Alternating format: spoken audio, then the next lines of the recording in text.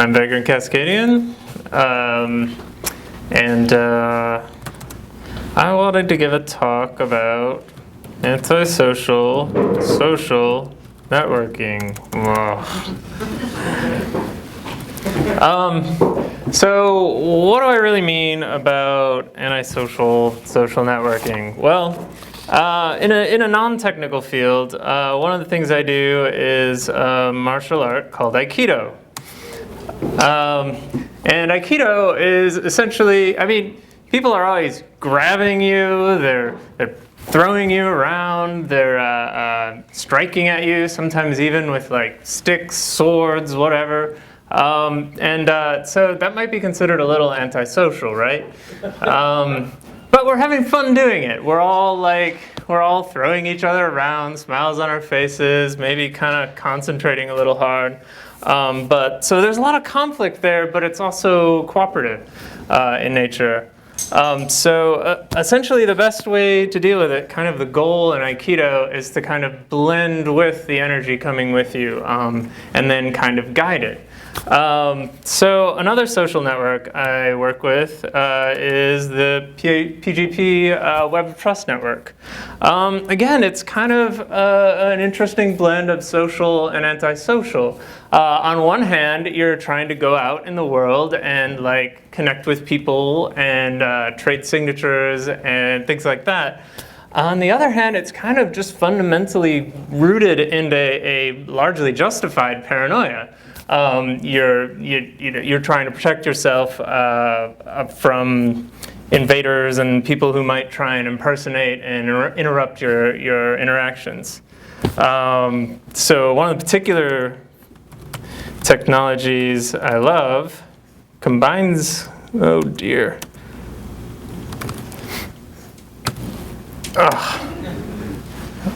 Oh boy. Well, that's no good. Really, it's just one E. Okay, MonkeySphere actually takes the PGP Web of Trust and implements it and uses it to help protect yourself by putting things like SSH keys directly into your PGP keyring.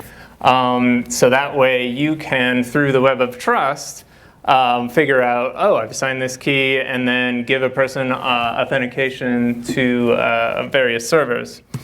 One of the other main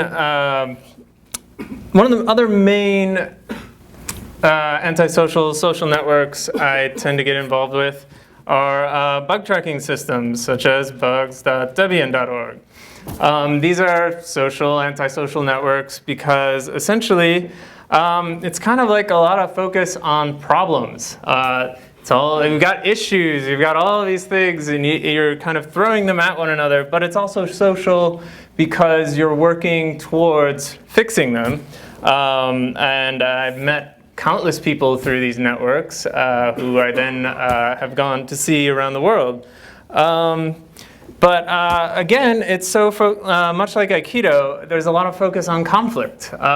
Because you're reporting problems, people can get emotional, they can get worked up. And I find that a lot of the energies used in Aikido really come in handy when dealing with resolving and reporting bugs. Blending with the issue a person's reporting, taking it in and kind of not getting caught up in the energy. Kind of stepping aside and saying, okay, well, what's the real situation here? So I see these major different areas in my life. I really don't care for Facebook or Google or Twitter or any of those kind of networks. I really want to focus on networks that are more decentralized, or at least if they're not centralized. So PGP is very decentralized. Basically, you can hand signatures across to each other. The Debian bug tracking system is fairly centralized, but it also fundamentally deals with just passing a bunch of emails back and forth.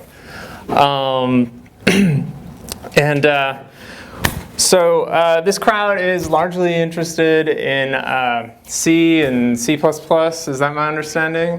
Does that sound right?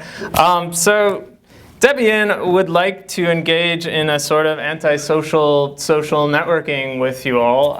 There's a huge pool of software on Debian, I believe over 30,000 source packages. So we need your help. That's a little slow to respond there. Anyway, hell. One way you can really cut your teeth on software development is by getting involved with reporting bugs and reporting patches and everything from the beginner level basic rudimentary patches to kind of really diving in and fixing things upstream and interacting with upstream. So I have a number of packages which I could really use some help on. I don't know if you're interested, but I'll list them. One of them is U-Boot. U-Boot. There we go. So one of them is U-Boot. It's basically a bootloader for typically embedded devices, low-end things. Involves a lot of C. I don't actually really know C. I can look at the upstream patches and kind of snag them and apply them downstream, but be really useful to have people who kind of know C or are learning C and really interested in it. Because this is some really low-level hardware stuff you're dealing with. You're dealing with before you have an operating system. So that can really get people some hands-on experience. Another package I used to work on is QEMU. And QEMU is a system emulator.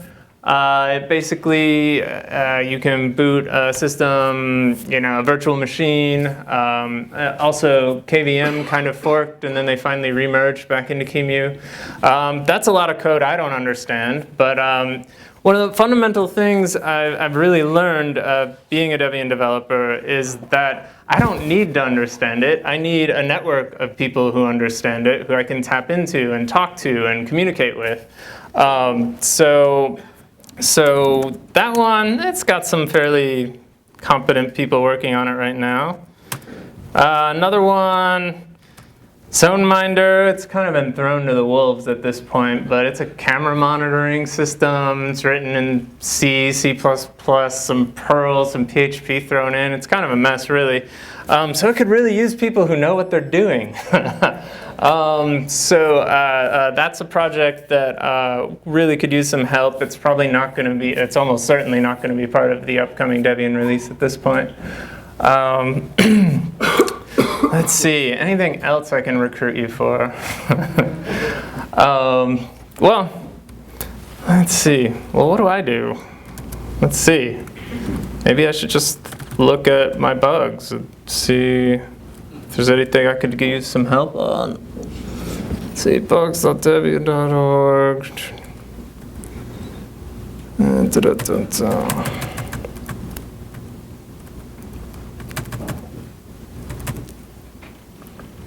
Okay.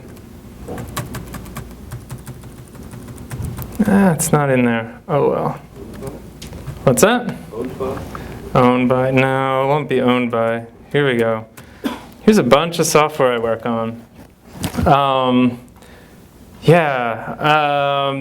PubT, Skit Remote BCR, those aren't really much C. LDM, well, we're kind of trying to get rid of it. We want to work on this libpam SSH auth module. Have any of you worked with PAM at all? It's kind of low level. It's kind of ugly in some ways, but we're working on this crazy hack to use SSH as a server to authenticate against and as a PAM module. So if you can successfully SSH to a server using these credentials, you're granted PAM rights, permissions, whatever the module says. LTSP has a bit of C code in it, but not a whole lot. LTS-PFS, that's kind of doing fine. Yeah, those are most of the C projects. help us out, get involved, get your feet dirty. If you're new, just try browsing some bug tracking systems. I've also worked a little bit with Launchpad. If your preferred distributions are something else, get involved by reporting bugs in that system. But I encourage people to report bugs and follow through on them by filing patches, doing troubleshooting, debugging. That kind of stuff is really invaluable to developers. So, any questions?